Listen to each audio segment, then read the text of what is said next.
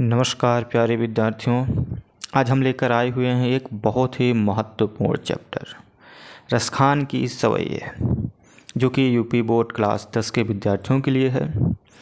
और इतनी सरल व्याख्या इसकी है, इतनी सरल है, बहुत सारे बच्चों को लगता है कि बहुत कठिन है, नहीं पढ़ना चाहते। लेकिन मैं आपको बता दूं कि ये जैसे ही आपके लिए ये वीडियो समाप्त होगी, पाठ समाप्त होगा, वैसे ही आपके लिए एकदम चुटकियों में, जैसे कहते हैं ना, चुटकी बजाई और हल आपके जुबान पर ये होगा, आपके दिमाग में छप जाएगा, समझ लीजिए। इतना आसान है ये। बस हाँ, इतना आप करिए कि वीडियो को लास्ट तक ज़रूर देखिए, ताकि आपको समझ में आ सके। इसका मैं संदर्भ, प्रसंग, व्याख्या, रस, छंद, अलंकार, भाषा, गुण, हर चीज़ बताने वाला हूँ। इससे बनने वाले प्रश्न बताने वाला हूँ। कहने का मतलब ये है कि इसके बाद आपको कोई भी वीडियो देखने की ज़रूरत नहीं है। हाँ, किताब से आप पढ़ते रहिए ताकि भूलें ना। आप अपने पास किताब रख लीजिए, या ना भी रखें किताब तो कोई बात नहीं। आराम से ध्यानपूर्वक वीडियो को लास्ट तक जरूर देखें। आइए स्टार्ट करते हैं। देखिए, इससे पहले कुछ बातें, देखिए थोड़ा व्यवहारिक जीवन पर आधारित बातें बताऊंगा और उसके साथ ही पढ़ाऊंगा ताकि पढ़ने में मज़ा आए। रसखान जो हैं भगवान श्री कृष्ण के भक्त हैं, और उन्होंने अपने आराध्य, अपने भगवान से कहा है। पुनर्जन्म में विश्वास रखने वाले रसखान पुनर्जन्म में विश्वास रखते हैं। उन्होंने कहा कि अगर मैं अपने इस जन्म के बाद मेरा कोई जन्म हो तो क्या हो जन्म, मनुष्य का हो, पशु का हो, पत्थर का हो, चिड़िया का हो, तो कहाँ मेरा बसेरा हो, कहाँ मेरा निवास स्थान हो। उसी बात को यहाँ पर रसखान ने सवैये के माध्यम से प्रस्तुत की है, कही है। ठीक, तो आइए स्टार्ट करते हैं। मानुष हो तो ही रसखान बसो ब्रज गोकुल गाँव के ग्वारन, जो पशु हो तो कहाँ बस मेरो, चरो नित नंद की धेनु मझारन, पाहन हो तो वही गिर को, जो धर्यो कर छत्र पुरंदर धारन, जो खगहो तो बसेरो करो मिल, कालिंदी कुल कदम्ब की डारन। कह रहे कि अगर ये जन्म मरूं, ये शरीर त्यागूं, और उसके बाद कोई जन्म हो और उस जन्म में मेरा जन्म मनुष्य का हो, तो ध्यानपूर्वक सुनिए व्याख्या। मानुष हो तो वही रसखान बसो। रसखान जी कह रहे हैं कि अगर मैं हाँ, मतलब मैं मानुष यानी मनुष्य हूँ, तो अगर ये जन्म के बाद मेरा अगला जन्म मनुष्य हो तो वही रसखान कह रहे हैं कि अगर मेरा जन्म मनुष्य हो तो, मनुष्य के रूप में हो तो वहीं बसो। तो मेरा बसो मतलब निवास स्थान वहीं पर हो। कहाँ? ब्रज गोकुल गांव के ग्वारन। ब्रज के गोकुल गांव में ग्वारन के बीच में, ग्वाल बाल के बीच में हो। फिर से देखिए, कह रहे हैं कि मानुष हो तो अगर मेरा जन्म अगले जन्म में मुझे मनुष्य का रूप मिले, मनुष्य यानी मनुष्य के रूप में मेरा जन्म हो, तो बसो वहीं मेरा निवास स्थान हो। ये नहीं कि मनुष्य का रूप दे दिया, मनुष्य का जन्म दे दिया और स्थान कहीं दे दिया जाए, नहीं, वहीं दिया जाए। कहाँ? ब्रज गोकुल गांव, ब्रज के गोकुल गांव में। और गोकुल गांव के ग्वारन यानी ग्वाल बाल के साथ दिया जाए, ताकि मैं कृष्ण के साथ खेल सकूं, अपने आराध्य के साथ खेल सकूं। कितने अनन्य भक्त हैं, कितनी बड़ी भक्ति की गई। फिर कह रहे हैं जो पशु हो तो, अगर मनुष्य ना दिया जन्म, मेरा अगला जन्म पशु के रूप में हो गया, जो पशु हो तो, अगर पशु बना दिया जाए तो कहाँ बस मेरा, तो मेरा बसेरा कहाँ होगा, मेरा निवास स्थान कहाँ होगा? चरो नित नंद की धेनु मझारन, वही होगा नंद यानी नंद बाबा की धेनु मतलब गायों के, मझारन मतलब बीच में, चरो नित हमेशा, चरो मतलब चरूंगी, नित मतलब हमेशा, नंद मतलब नंद बाबा की, धेनु मतलब गायों के, मझारा मतलब बीच में। तो नंद बाबा के गायों के बीच में अगर मेरा पशु का जन्म हो तो वहीं मेरा बसेरा करना, वहीं मेरा हो, ताकि कृष्ण यहाँ मुझे चराने आए तो भी मैं उन्हें देख सकूँ, उनका दर्शन कर सकूँ। पाहन हो तो वहीं गिर, और अगर पाहन हो जाऊँ, पत्थर हो जाऊँ, ना तो मनुष्य हूँ ना तो पशु हूँ। भाई ऑप्शन रख रहे हैं कि अगर पाहन यानी पत्थर हो जाऊँ तो वहीं गिर, तो उसी गिर यानी उसी पर्वत पर का मैं पत्थर हूँ, कहीं और का पत्थर मुझे ना बनाना, मुझे उसी पर्वत का पत्थर बनाना जो धर्यो कर मतलब अपने हाथों पर, धरो मतलब धारण किए थे, जिस पहाड़ को भगवान श्री कृष्ण के ने अपने हाथों पर धारण किए के, छत्र पुरंदर धारण। अब यहाँ पर एक है कि इंद्र का जो घमंड था, घमंड चूर करने के लिए इंद्र मूसलाधार वर्षा कर रहे थे, बारिश ही नहीं रोक रहे थे, गुस्सा आ गए थे, तो उन्हीं का घमंड चूर करने के लिए भगवान ने अपनी उंगलियों पर पहाड़ उठा लिया था। तो उसी कह रहे हैं कि जिसे छत्र पुरंदर धारण, जिसे भगवान श्री कृष्ण ने अपने हाथों पे धारण किया था, अपने उंगलियों पर उठाया था, उसी गिरियोनी उसी पर्वत का मुझे पहाड़ यानी पत्थर बना देना। जो खग हो तो चलिए मानते हैं कि अगर मेरा जन्म अगले जन्म में खग यानी पक्षी के रूप में हो जाए तो बसेरा करो, तो मेरा निवास स्थान कहाँ हो। मिली कालिंदी कदम कूल कदम की डारन। तो कालिंदी यानी जमुना जी के कूल मतलब किनारे, कदम मतलब कदम की, डारा मतलब वृक्ष पर। तो मेरा अगला जन्म अगर खग यानी पक्षी के रूप में हो तो मुझे जमुना जी के किनारे कदम की डार पर मेरा निवास स्थान हो, ताकि वहाँ पर भी मैं कृष्ण भगवान को देख सकूँ। कहने का मतलब ये है कि क्या कहते हैं, रसखान जी भगवान के आसपास रहने की वंदना कर रहे हैं, उनके निवास मतलब उनकी कामना यही है कि मैं उनके आसपास रहूं। चलिए व्याख्या हो गई है, यहाँ पे संदर्भ देख लिया जाए। संदर्भ आप लिखेंगे कि प्रस्तुत पद कवि रसखान द्वारा रचित सृजान रसखान से हमारी पाठ्य पुस्तक हिंदी के काव्य खंड में संकलित सवैया शीर्षक से अवतरित है। इसका प्रसंग लिखेंगे आप कि इस पद्य में रसखान ने पुनर्जन्म में विश्वास किया है और अगले जन्म में श्री कृष्ण के जन्मभूमि ब्रज में जन्म लेने व उनके पास रहने की कामना करते हैं। मतलब जितना रसखान ने बताया है सबका ये है कि भाई ब्रज, यहाँ भी ब्रज में, यहाँ भी ब्रज में, यहाँ भी ब्रज, यहाँ भी, मतलब हर चीज़ इनका यही कामना है कि मैं भगवान श्री कृष्ण के साथ रहूँ और उनके मतलब गांव ब्रज में मेरा अगला जन्म ब्रज में ही हो। ठीक, अब यहाँ पर मैं देखूँगा अलंकार, रस, छंद, भाषा। तो भाषा यहाँ पर ब्रज है, शैली मुक्तक है, रस शांत है, शांत एवं भक्ति है। ठीक, शांत भी है और भगवान की भक्ति है, तो शांत रस 2 है, आप शांत एवं भक्ति है। छंद सवैया।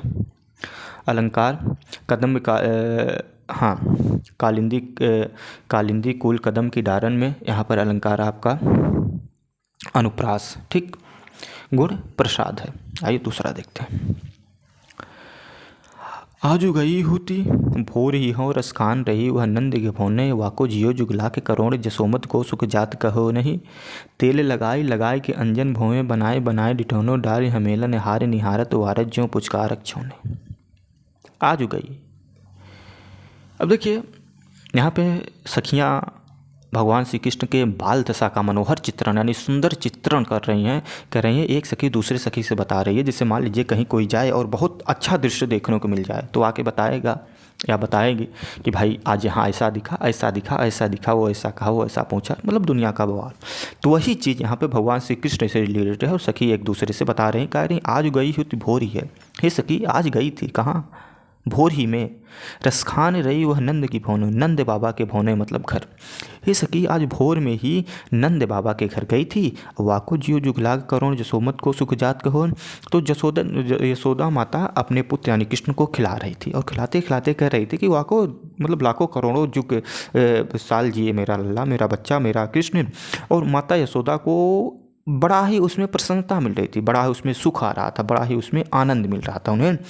तेल लगाए के अंजन, और माता यशोदा तेल लगा रही थी और अंजन मतलब काजल लगा रही थी। जैसे बच्चे को सुबह सुबह उपटा जाता है ना, मीजा जाता है, उसी प्रकार तेल लगाए के अंजन, तो तेल लगा रही थी और अंजन मतलब काजल लगा रही थी। भौहें बनाए डिठौन, और उनकी भौहें बनाकर उनके भौहें के ऊपर 2 टिप्पा रख दी, मतलब काला टिप्पा उन्हीं काजल का रखा जाता है, उसे डिठौना कहते हैं, जिससे नज़र वगैरह ना लगे, जो भी कारण हो उसे डिठौना कहते हैं। फिर डारी हमेलन हार निहारत वारत ज्यों पुचकार सोना, और माता यशोदा के हार मतलब गले में डाला हुआ हार निहारा मतलब देख रहे थे। भगवान श्री कृष्ण माता यशोदा के गले में पड़े हुए हार को देख रहे थे और माता यशोदा भगवान श्री कृष्ण को इस प्रकार खिला रही थी, इस प्रकार पुचकार रही थी जैसे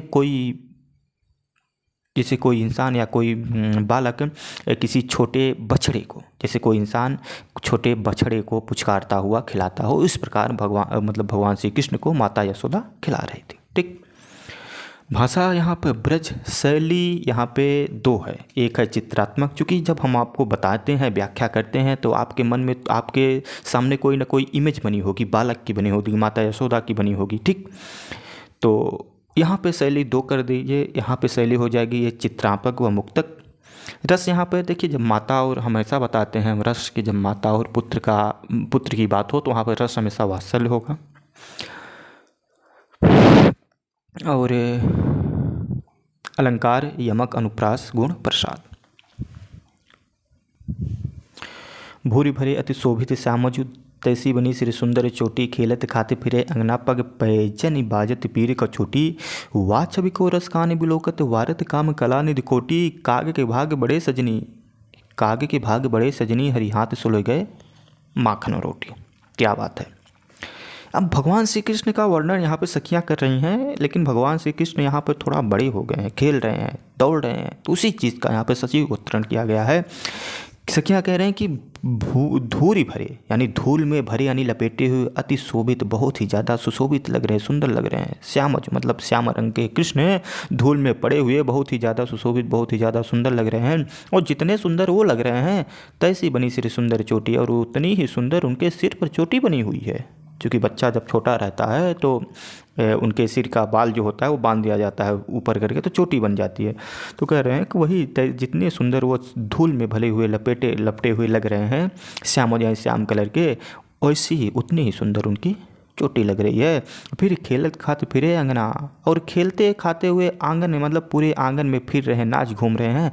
पग पैजनी बाजत पीर कचोटी, उनके पग में यानी पैरों में पैजनी बाज रही है और उनकी कचोटी बंधी हुई है।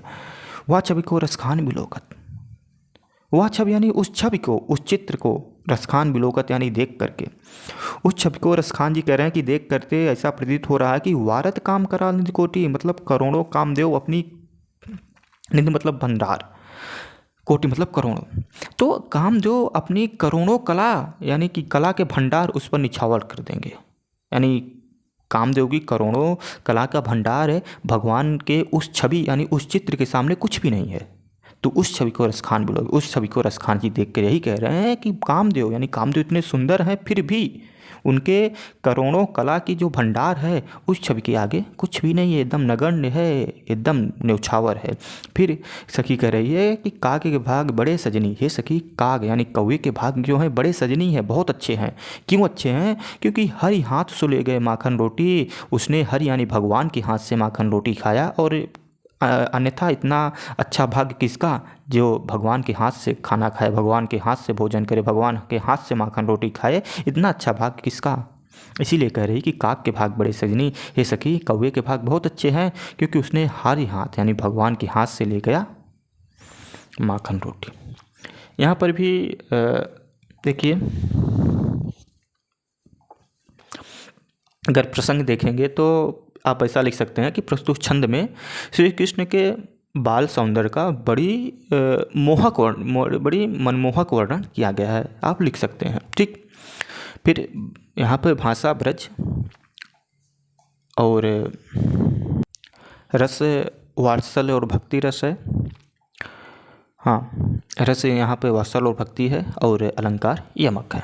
चौथा, जा दिन ते वह नंद का छोरा, या बन धेन चराए गयो है, मोहनी तानन गोधन गावत बेनु बजाए रिझाए गया है, वा दिन से कछु टोना सो के, वा दिन सो कछु टोना सो के, रसकान ये समझाए गयो है, को न काहू की कहानी करे, सिगरे ब्रज बीर बिकाई गयो है।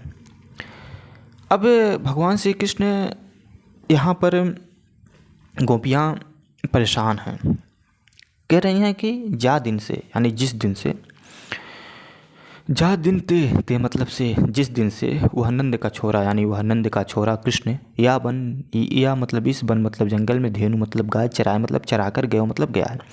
यानी जिस दिन से वह कृष्ण इस वन में, इस जंगल में गाय को चरा कर गया है। मोहनी तानन गोधन गावत, मोहनी यानी सुरीली, तानन मतलब सुर में, गोधन एक गीत होता है, गोधन गीत गावत यानी गाते हुए, बेनु यानी बीड़ यानी बांसुरी, बजाई मतलब बजाकर, रिझाए मतलब रिझा गया है, मुग्ध कर गया है। वह दिन सो, उस दिन से ऐसा लग रहा है कुछ टोना सो है, किसी ने कुछ टोना कर दिया है। रसकान यो मैं समझाए गए, रसकान कह रहे हैं कि यह बात गोपियों को समझ में ही नहीं आ रही है कि उस दिन से क्या हो गया है उन्हें। फिर कह रहे हैं कि को न काहू की कहानी करे, कोई व्यक्ति किसी की कहानी मतलब काम नहीं कर रहा है, कहानी मतलब काम, को न काहू की कहानी करे, कोई व्यक्ति किसी की सुना नहीं कर रहा है, कोई बुला रहा है तो सुन ही नहीं रहा है, जिससे पागल हो गया है। तो को न काहू की कहानी करे, कोई व्यक्ति उस दिन से किसी का काम नहीं कर रहा है, और ऐसे प्रतीत हो रहा है कि सिगरो ब्रजबीर बिकाए गया। देखिए, वीर का दो अर्थ हो जाएगा, एक वीर का मतलब भाई, एक वीर का मतलब बालक। तो ऐसा लग रहा है कि सिगरो ब्रजबीर, तो सभी ब्रज के जो बालक हैं कृष्ण के हाथों बिक गए हैं।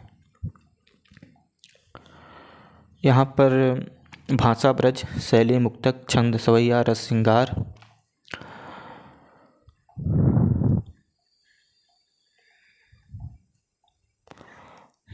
अलंकार यहाँ पे अनुप्रास है। को न काहू की कहानी करे अनुप्रास अलंकार। ठीक।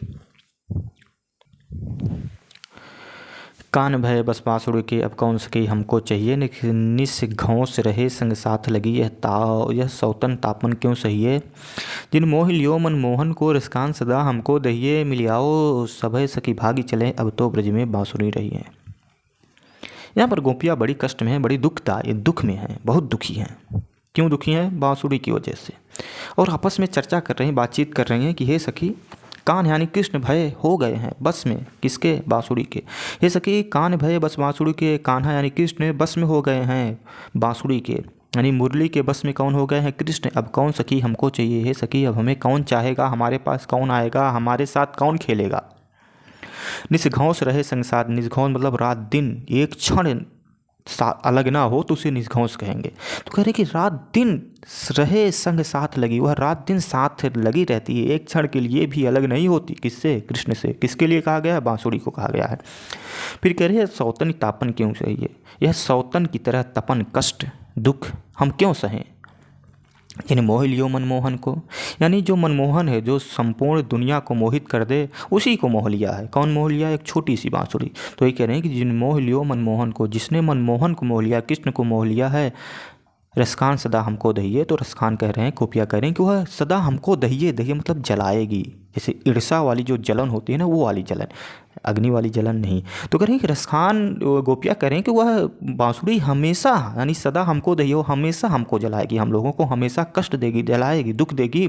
इसलिए मिले आओ सभी सखी भाग चलें, आओ सभी सखी मिलकर क्या करते हैं? भाग चलते हैं। क्यों भाग चलें? अब तो ब्रज में बांसुरी रहिए, अब तो ब्रज में हमारा कोई काम नहीं है। ब्रज में कौन रहेगा? बांसुरी रहेगी, मुरली रहेगी। यहाँ पर भी भाषा ब्रज है, शैली मुक्तक, रस यहाँ पे बदल गया भैया श्रृंगार, अलंकार अनुप्रास है। एक और बचा हुआ, मोर पखा सिर ऊपर रखियो, गुंज की माल गरे पहिरोगी, ओढ़ पीताम्बर लय लौटी बन, गोधन ग्वारन संग फिरोंगी, भौतो मोहि मोरे मेरो रसकान, सो तेरे कहें सब स्वांग करोगी, या मुरली मुरली धर की अधरान धरी अधरान धरोंगी। अब देखिए यहाँ पर, जैसे मान लीजिए थोड़ा सा 1 मिनट सुन लीजिए। जैसे कोई नहीं रहता, मान लीजिए जैसे कोई गेम खेल रहे, कुछ भी कर रहे हैं, तो हम एक मेन पॉइंट नहीं रहता, एक मेन किरदार किसी का नहीं रहता, तो आप दूसरे को उस किरदार में कहते हैं भाई चलो दूसरे को उसका किरदार दे देते हैं। तो उसी प्रकार जब भगवान श्री कृष्ण गोपियों के पास नहीं आते, तो गोपियाँ यहाँ पर किसी गोपी को आपस में चर्चा करती हैं कि देखिए इसमें मतलब हम सब में से कोई एक गोपी कृष्ण बन जाता है, कृष्ण बन जाए, कृष्ण का रोल करे जैसे करते हैं। तो वही गोपी जो कृष्ण बनने के लिए तैयार होती है, वही यहाँ पे कहती है देखिए, मैं मोर पखा सिर ऊपर रखियो, कृष्ण जैसे अपने सिर के ऊपर मोर का पंखा रखते हैं, उसी प्रकार मैं भी अपने सिर के ऊपर मोर का पंखा रखूँगी। गुंज की माल गले पहनूंगी, और गुंज की माल यानी बैजंती की जो माला होती है वो अपने गले में पहनूंगी। और पीताम्बर ले लुटकी, पीताम्बर भी ओढ़ लूँगी उनकी तरह, और लकुटी भी। बन गोधन ग्वारे संग फिरूंगी, और बन यानी जंगल में गोधन गीत गाते गाते, ग्वारन यानी ग्वाल बाल के संग फिरूंगी, चलूँगी। भौतो मोही मेरे रसखान, सो तेरे कहें सब स्वांग करूँगी। अब वो सखी कह रहे कि वो मुझे अच्छे लगते हैं, भाएंगे, अच्छा लगेंगे, तो इसलिए तेरे से कहे, तुम्हारे कहने पे हम सब स्वांग यानी सब नाटक करेंगे, कृष्ण बनने की पूरी नाटक करेंगे। मोर का पंखा सिर के ऊपर लगाएंगे, गुंज की माला पहनेंगे, पीताम्बर ओढ़ेंगे, लटकी, और जंगल में गोधन गीत गाते गाते ग्वाल बाल के साथ फिरूंगी। इसलिए तुम्हारे कहने पे सब सारे स्वांग यानी सारे नाटक करूँगी, कृष्ण बनूंगी। लेकिन या मुरली, ये जो मुरली है, जो बांसुरी है ना, ये मुरलीधर की है, कृष्ण की है। इसको अधरान धरी, इसको अधर यानी ओंठ से नहीं लगाई थी, अर्थात ओंठों पर नहीं धरी थी, अधरान धरूंगी और ओंठों पर नहीं लगाऊंगी। अब मुरली यानी बांसुरी से बड़ा नफरत होने बहुत, कृष्ण बांसुरी को देखना नहीं चाहती, बांसुरी को लुकवा देंगे, कहीं छिपा देंगे। मतलब आगे आप जब पढ़ेंगे कक्षा 11 में 12 में, तो बड़ा ही मतलब इसका आगे का है, बड़ा ही मतलब सुंदर चित्रण किया गया है। अभी तो इतना ही है, अब में अच्छा ही है सवैया। बाकी हाँ, इसका देख लेते हैं। भाषा यहाँ पर ब्रज है, शैली मुक्तक, गुण माथुर, रस श्रृंगार, छंद सवैया, अलंकार यहाँ पर जैसे या मुरली मुरली धरकी, यहाँ पर अनुप्रास और यमक हो जाएगा। बस और क्या, और तो कुछ है नहीं। हाँ, एक चीज़ बच रहा है, क्या? कवित्व देख लेते हैं 2 मिनट में वो भी। देखिए, गोरज विराजे भाल लहलही बनमाल, आगे गैया पीछे ग्वाल, गावे मृदुबानी मृदु तानी री। देखिए, गोरज का मतलब होता है गाय के पैर से उड़ने वाली धूल। रज मतलब धूल, गो मतलब गाय के पैर, तो गाय के पैर से उड़ने वाली धूल को गोरज कहते हैं। विराजे मतलब विराजमान है, लगी हुई है, भाल मतलब मस्तक पर। तो भगवान श्री कृष्ण का यहाँ पर सौंदर्य का वर्णन किया गया जब वो मतलब कि गाय चराकर शाम को घर वापस आते हैं, उसी समय का वर्णन यहाँ पर गोपियाँ कर रही हैं कि भगवान श्री कृष्ण के माथे पर, भाल मतलब मस्तक पर, गोरज मतलब गाय से उड़ने वाली धूल, विराजे मतलब लगी हुई है। और लहई बनमाल, और जो वन का माल है, जंगल का माला है, वो लहलही लहलहा रहा है। ठीक, बनमाल यानी जंगल का माला भगवान श्री कृष्ण के गले में लहलहा रहा है। आगे गैया पीछे ग्वाल, गाँव मृज तान रे, आगे आगे गाय चल रही हैं और पीछे पीछे ग्वाल बाल यानी सखा के साथ भगवान श्री कृष्ण है। गाँव में मृद तान रे, और सुंदर सुंदर तान यानी धुन में गा रहे हैं। तैसी धुन बांसुरी की मधुर मधुर जैसी, और जैसी वो सुंदर सुंदर धुन में गा रहे हैं, वैसी ही धुन मधुर मधुर भगवान श्री कृष्ण बांसुरी की बजा रहे हैं। बंग चितवन मंद मुस्कानी, बंग यानी तिरछी, चितवन मतलब नज़र। उनकी जो नज़र है, देखने का जो नज़रिया वो कैसा है? तिरछी है, तिरछा वो देख रहे हैं। और जब तिरछा देखते देखते मंद मंद मुस्कान, धीरे धीरे मुस्कुरा भी रहे हैं। कदम बिटप के निकट तटनी के तट पर, कदम यानी कदम के, बिटप मतलब वृक्ष के, निकट मतलब पास, तटनी मतलब जमुना जी के, तट मतलब किनारे।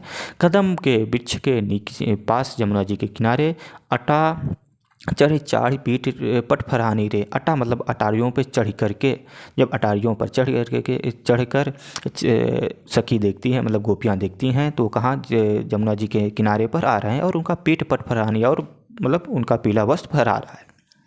रस बरसावे तन तम जावे नैन, और रस बरसाने वाले मतलब सुख प्रदान करने वाले, तन तपन यानी शरीर की, तपन यानी गर्मी को कम करने वाले, बुझाने वाले, और नेत्रों को सुख देने वाले, और प्राण निझावे हावे रस खांडे। सखियाँ कह रही हैं, गोपियाँ कह रहे हैं कि प्राणों को रिझाने वाला वह रस खान यानी वह कृष्ण आ रहा है।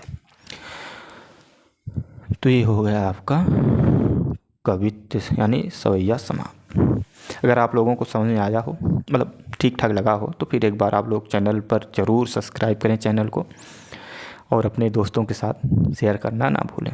बाकी मिलते हैं अगले वीडियो में, तब तक आप लोग पढ़ते रहिए। बहुत बहुत धन्यवाद।